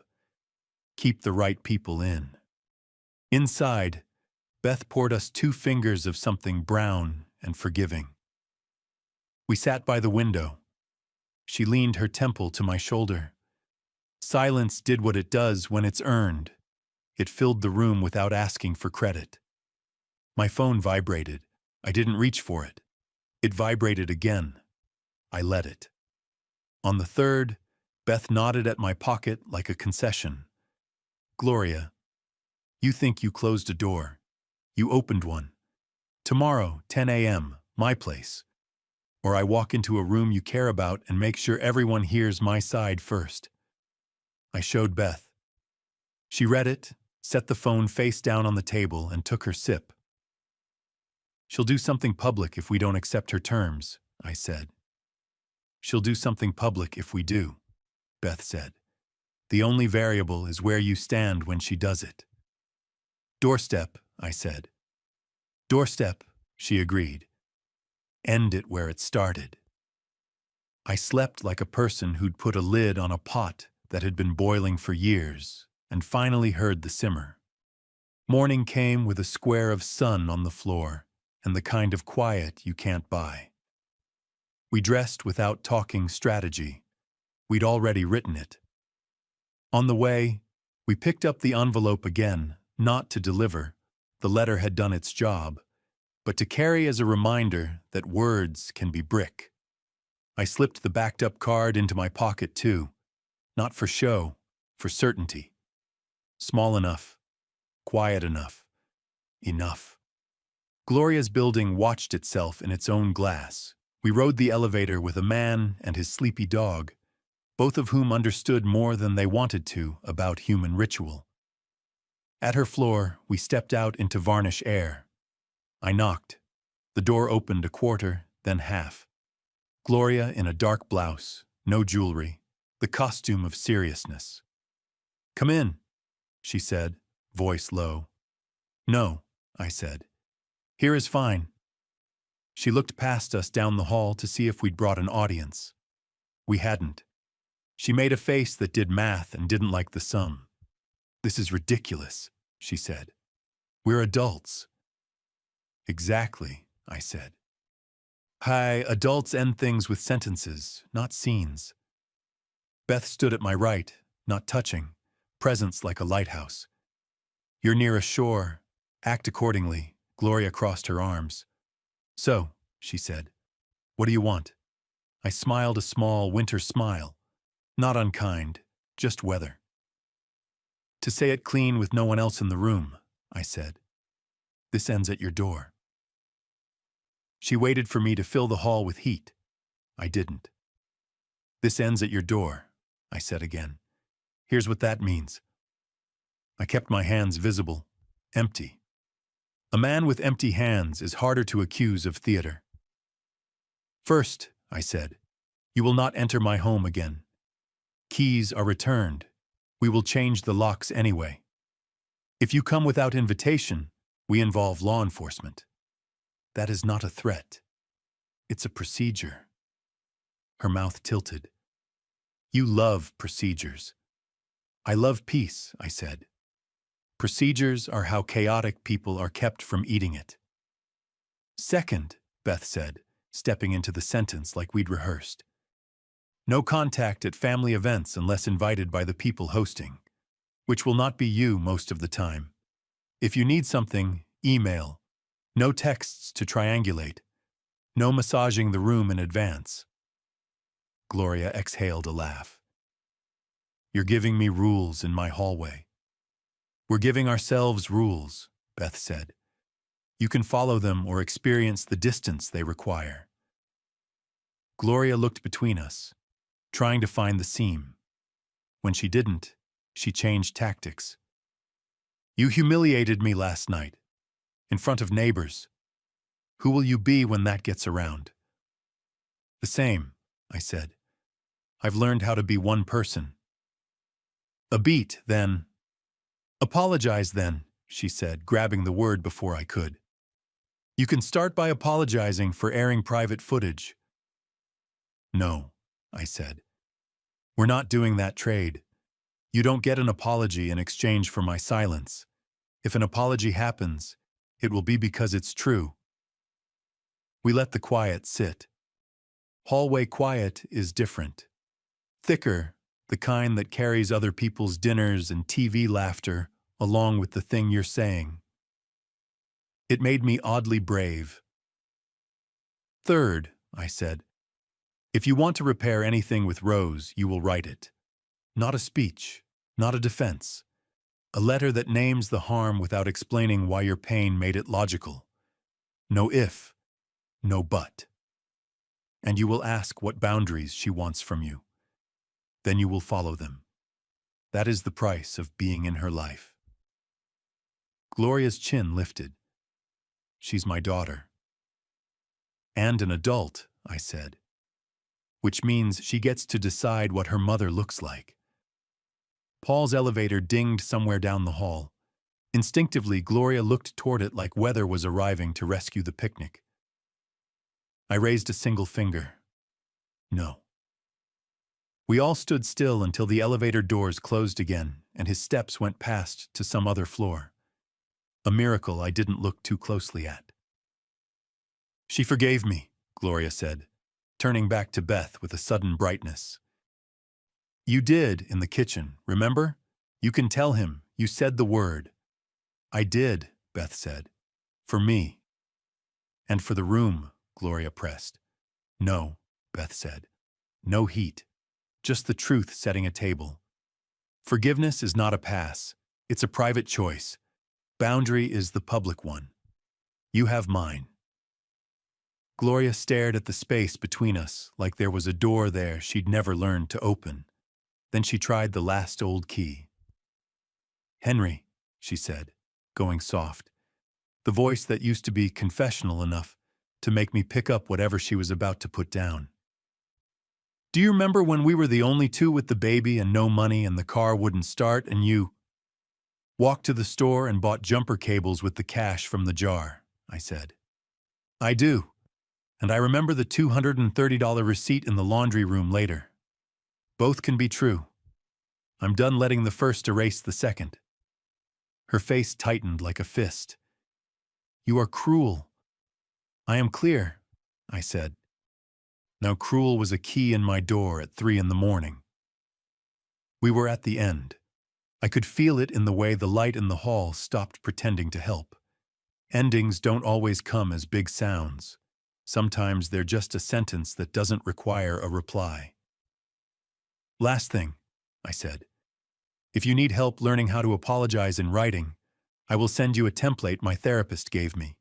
Not as a dig, as a chance. If you take it, good. If you don't, we live with that too. She scoffed, the small one that covers fear. Keep your therapist out of my home. Gladly, I said. Keep me out of your home as well. Boundary goes both ways. I stepped back half a step. Beth did with me. That movement, synchronized, simple, took more from Gloria than any speech would have.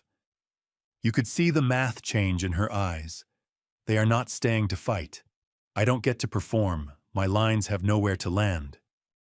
Return to sender, she muttered, and shut the door quietly because loud would have given away something she didn't want the neighbors to know. We stood there a second, the way you stand after a small quake, feeling for the aftershocks that don't come. Then we left. On the sidewalk, the air felt ordinary, which is a prize. We didn't celebrate. We didn't collapse. We walked home like people who know where their front door is and what it keeps safe. At the apartment, I changed the locks because sometimes peace is a screwdriver. Beth read on the couch, the scarf off now, hair growing back already in my mind. When I finished, I set the old deadbolt on the table like a relic from a religion I'd left. Want to keep it? Beth asked. No, I said. I want to keep us.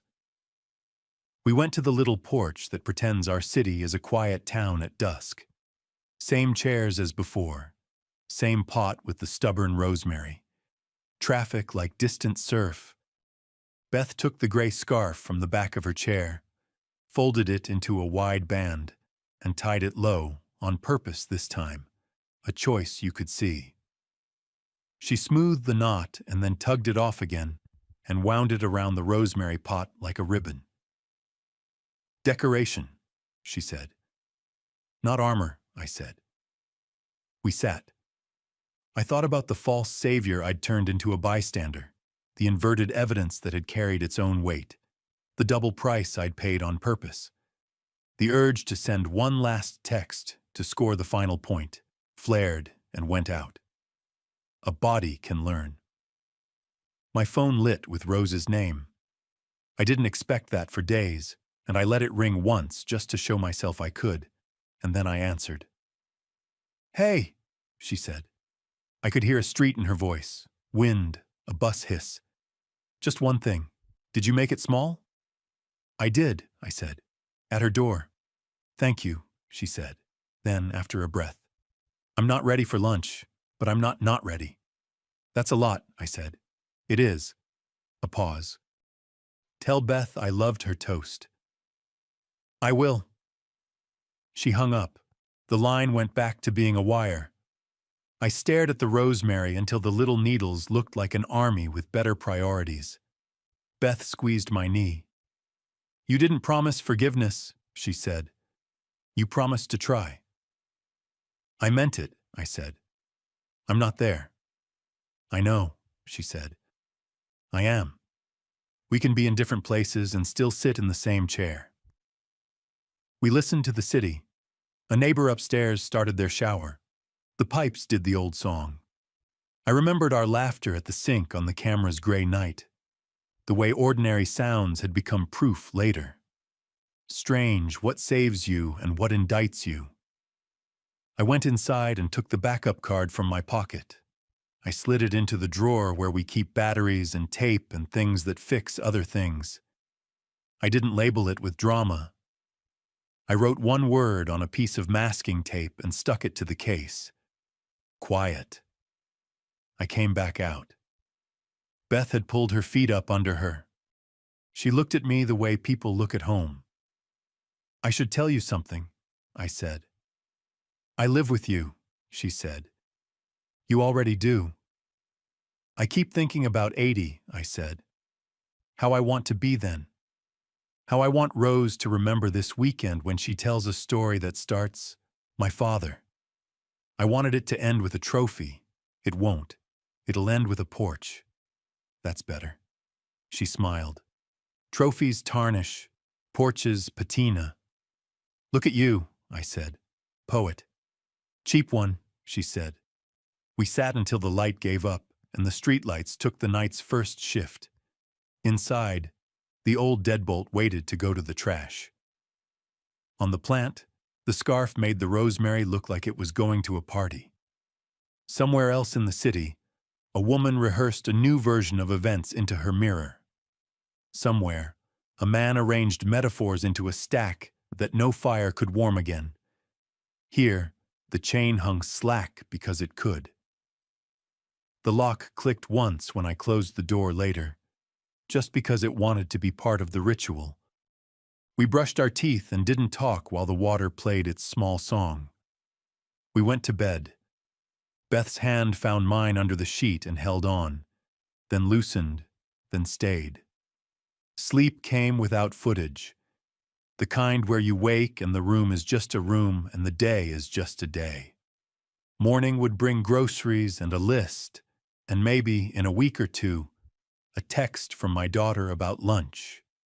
Maybe on a bench where we'd solve less and sit more. For the first time in a long time, that felt like enough. If this story resonated with you, leave a like and consider subscribing.